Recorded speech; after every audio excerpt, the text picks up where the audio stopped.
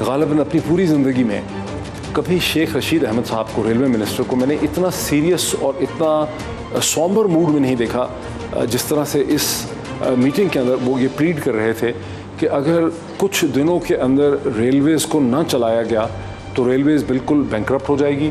Railways के पास अपने मुलाजमीन को और अपने पेंशनर्स को पैसे तनख्वाह देने के लिए और पेंशन देने के लिए कोई पैसे नहीं हैं। इस सूरत हाल के नतीजे में मैंने शेख रशीद साहब से भी एक छोटी सी मुख्तसर डिस्कशन की, मैं वो भी आपको सुनाता हूँ। शेख साहब, पहली दफ़ा मैंने आपको इतना सीरियस भी और इतना यानी परेशान देखा मैंने आपको आज इस मीटिंग के दरमियान, जब आपने अपना केस प्रेजेंट किया रेलवेज़ का, जिसमें कि आपने कहा कि किस किस्म के चैलेंजेस पैदा हो गए हैं रेलवेज़ के लिए। तनख्वाहें नहीं हैं, 3 लाख लोग हैं, फिर सिक्योरिटी और एसेट मैनेजमेंट के इशूज़ हैं। तो क्या करेंगे, कैसे मैनेज करेंगे आप? चलाएंगे जी, ट्रेन चलने के अलावा कोई चाराकार नहीं है। वरना ये अगर ट्रेन अब ईद पे ना चली तो ये बहुत अरसे के लिए ट्रेन बंद हो जाएगी अगर ईद से पहले ना चली। फिर ये 2-3 महीने, क्योंकि ये सीज़न है। आपने कहा कि हमारे पास तनख्वाहों के पैसे नहीं हैं। जुलाई के हमारे पास पैसे नहीं हैं, सच बोलना चाहिए।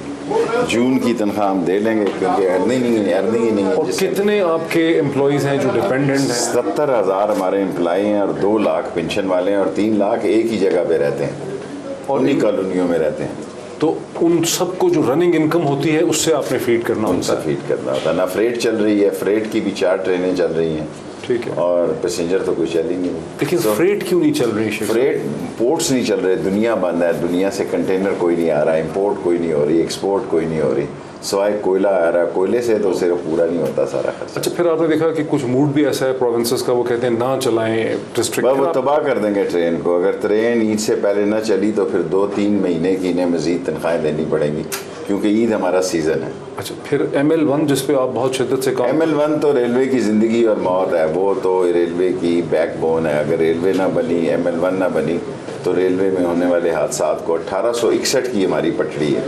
1861 की पटड़ी अभी तक चला रहे हैं। So this is the best opportunity. और चीन भी तैयार है और प्राइस भी बेस्ट है और SRB पे भी, RMB पे भी काम करने को लेकिन उस काम का हुआ क्या? आपने तो हमें बस फाइनल है, PC1 गया हुआ है, अब सिर्फ हाईएस्ट लेवल पर चाइना के साथ बात कर रहे हैं। तो इस पूरे पैंडेमिक से वो इफेक्ट तो नहीं होगी? नहीं होगा। थोड़ा सा बिजली के IPP का मसला बीच में आ गया, वरना हमारा रेल का चाइना के साथ मामला तय है सारे। अच्छा, तनख्वाहों का भी मसला है तो फिर लॉ एंड ऑर्डर की सिचुएशन बन जाएगी अगर लोगों को। जी, लॉ एंड ऑर्डर की तो वैसी बन जाएगी अगर आप नहीं खोलेंगे। ये शटर डाउन सब झूठ बोल रहे हैं, बकवास है। लोगों ने दुकानें जो है 2200 आदमी छुड़वाए हैं प्राइम मिनिस्टर से। अब आप बताएं, 144 के तहत एक दिन 1200 छुटे हैं। जब 1200 आदमी छुटे हैं तो 1200 आदमी उनके 5000 रुपये के मचलके लेके कचहरी में गए हैं। तो वहाँ नहीं होता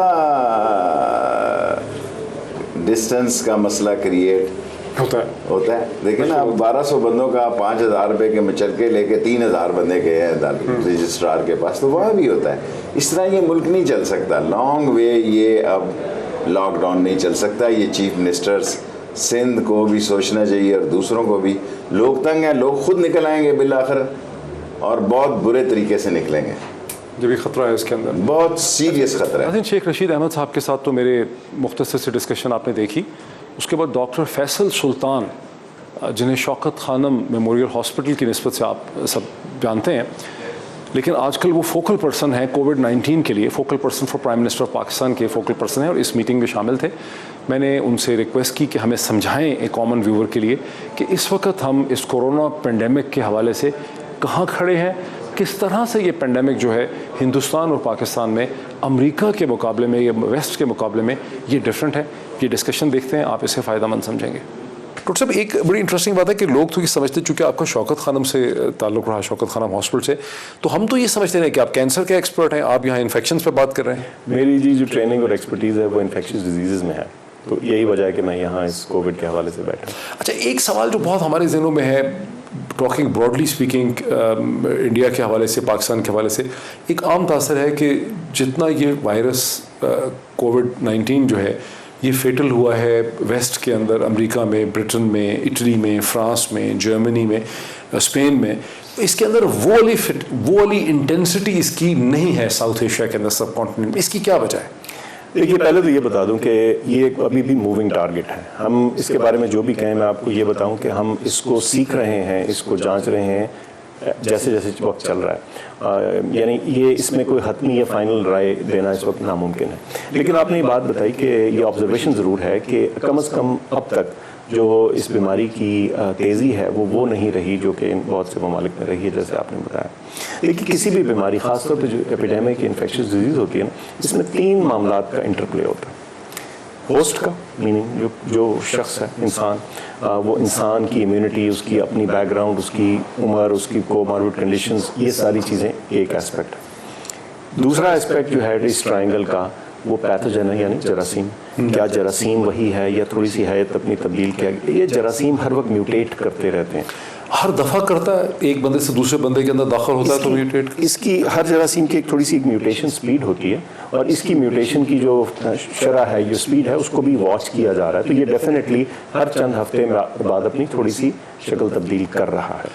अच्छा, मुझे कोई बता रहे थे यहीं पर कमांड सेंटर में कि डिफरेंट स्ट्रेन सामने आई हैं, L strain, A, B, C, D, और अमेरिका में जो स्ट्रेन है वो डिफरेंट है और जो यहाँ स्ट्रेन है वो डिफरेंट है। मैं इस पर थोड़ा सा क्वेश्चन कर दूँ। बिल्कुल डिफरेंट स्ट्रेन मौजूद हैं, लेकिन इसको हम इस वक्त अगर ओवर एम्फेसाइज या ओवर एनालाइज कर देंगे तो हमें इसके बारे में इनफ मालूम नहीं। क्यों? कि पाकिस्तान के अंदर स्ट्रेन हैं, उनमें चंद गिनी चुनी मिसालें हैं जो कि एक्चुअली सीक्वेंस और एनालाइज किए गए हैं। तो उस इंफॉर्मेशन के ऊपर आप बहुत ज़्यादा भरोसा करके अपनी सारी स्ट्रैटेजी इसी के ऊपर बेस नहीं कर सकते। लेकिन ये बात दुरुस्त है कि स्ट्रेन टू स्ट्रेन वेरिएशन है, बल्कि आपने शायद मीडिया में रिपोर्ट्स देखी हो, इंटरनेशनल मीडिया में, कि ये कुछ कहा जा रहा है कि मुमकिन है कि जो लेटर स्ट्रेन्स हैं जो अब इवॉल्व कर रहे हैं, हो सकता है वो ज़्यादा इन्फेक्शस हों।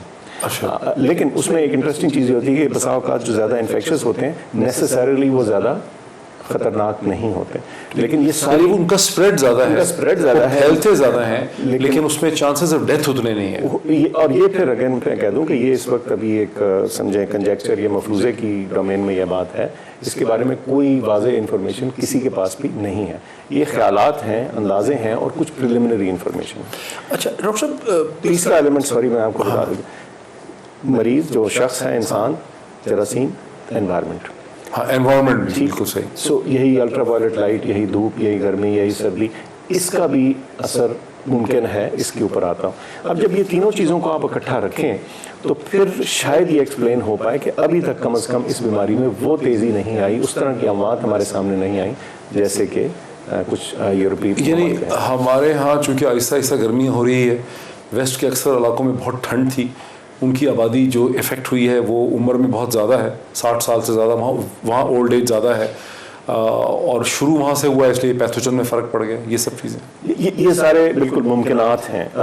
आपने उम्र की बात की, हमने कैलकुलेशन की कि अगर हमारा जो पॉपुलेशन स्ट्रक्चर है वो मिसाल के तौर पे इटली की तरह या स्पेन की तरह होता तो हमारे यहाँ कितनी अमवात होती। तो जो हमारी करंट नंबर्स है इससे तकरीबन 3.5 गुना ज़्यादा डेथ्स हो सकती थी अगर हमारे पास उतने लोग ज़्यादा होते। लेकिन 3.5 गुना, 100 गुना नहीं, जैसे कि वहाँ हालात चलते रहे। सो कोई ना कोई और एलिमेंट ज़रूर, कोई ना कोई और एलिमेंट ज़रूर। अच्छा, क्या हमारी scientific community, medical community infectious disease की चाइना और अमेरिका से इन टच है, इन द सेंस कि क्या ये स्ट्रेन जो हमारे यहाँ है उसको अमेरिका में दिखाया गया है? क्या अमेरिका में जो स्ट्रेन है वो आपने देखा है? क्या चीन में, क्या ये शेयरिंग हो रही है, पता चले कि वो स्ट्रेन हमारा स्ट्रेन क्या फ़र्क है? देखिए, इस वक्त इन्फॉर्मेशन का फ़्लो तो एक जिसे कहते हैं सैलाब की मानद है। इसमें इसके ऊपर पूरी नज़र रखना तकरीबन इवन एक्सपर्ट्स के लिए मुश्किल हो गया। लेकिन इसमें कोई शक नहीं कि जो ट्रूली एक्सपर्ट्स हैं उनको पता है कि कहाँ से मुस्तनद इन्फॉर्मेशन और मालूमात जो हैं वो देखी जा सकती हैं।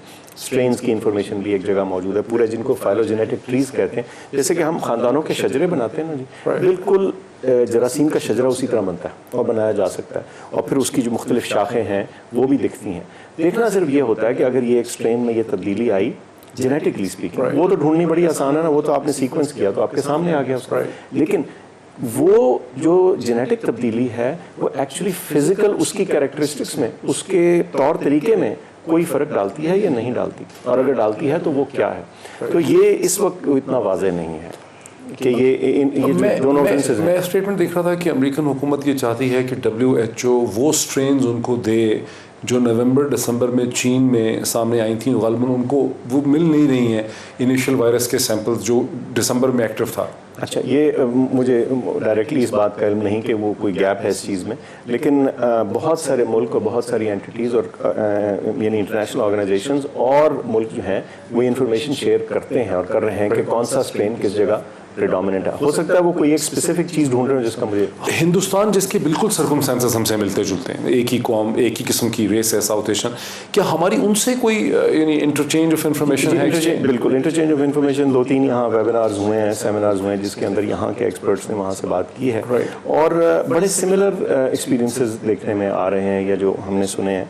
और उसमें जो चीज़ सबसे कॉमन रही है वो ये है कि एटलीस्ट अब तक जो थी इसकी तेज़ी, एपिडेमिक की स्प्रेड जो थी वो उस तरह से नहीं थी जैसे दूसरी जगह थी। लेकिन आजकल मैं आपको बता सकता हूँ कि एक इजाफा ज़रूर हो रहा है, अमवात में इजाफा हो रहा है। जैसे आज पहला दिन है जबकि एक 24 घंटे में 40-40। ये ट्रेंड क्या बढ़ सकता है?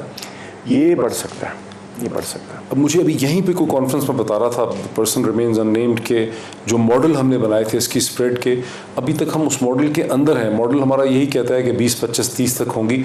ये एक एनॉमली है 40 की डेथ्स। मुझे मॉडल्स जो है ना वो बड़ी किसी ने प्यारी बात की थी, all models are wrong but some models are useful. तो मॉडल होता है ना जी, वो एक अंदाज़ा होता है जिसमें आप कुछ इनपुट्स डालते हैं, ये इसका ट्रेंड है, ये स्प्रेड ऐसे करता है और जगह ऐसे किया था। आप या उसको एपिडेमियोलॉजिक तरीके से ट्रैक करते हैं या मशीन लर्निंग के ज़रिए करते हैं। तो जो मॉडल हमने देखा और हमारा मॉडल अभी तक मुनासिब चला है, उसमें कुछ ये अंदाज़ा था कि ये स्टेप अप इस तरह से हो सकता है। जैसे पहले को 8-10 दिन 12 दिन 1-2 डेथ्स थी, फिर एक टाइम पीरियड आया जबकि एवरेज 5 डेथ्स अ डे हो रही थी।